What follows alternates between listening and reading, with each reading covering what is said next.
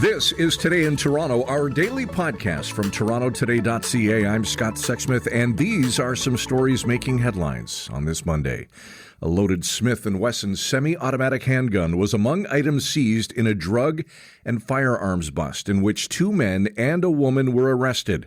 Toronto police made an initial arrest November 9th as part of a cocaine trafficking investigation. Officers later executed search warrants at two residences. Police say two additional people were arrested and a loaded firearm with 12 rounds of ammunition was seized. Meantime, the Toronto Police Service has released the name of the victim in a homicide investigation downtown. Last Thursday, police responding to a double stabbing in the Fort York Boulevard and Dan Leckie Way area. Police say two men got into an argument inside an apartment and stabbed each other.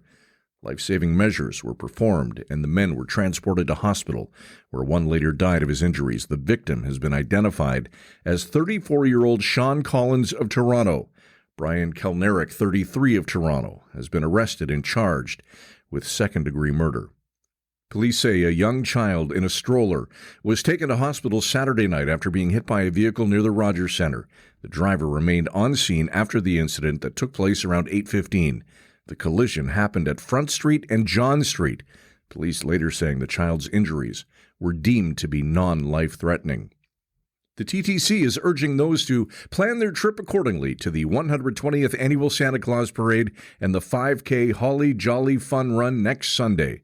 The TTC says transit is the fast and efficient way to get to both events. The fun run will start at 11:45 a.m. on Bloor, just west of Bathurst between Manning and Euclid Avenues. The run will follow the same route as the parade, but will end at Maple Leaf Square. The parade, by the way, set to start at 12:30 at Bloor Street West and Christie Street, directly outside Christie Station.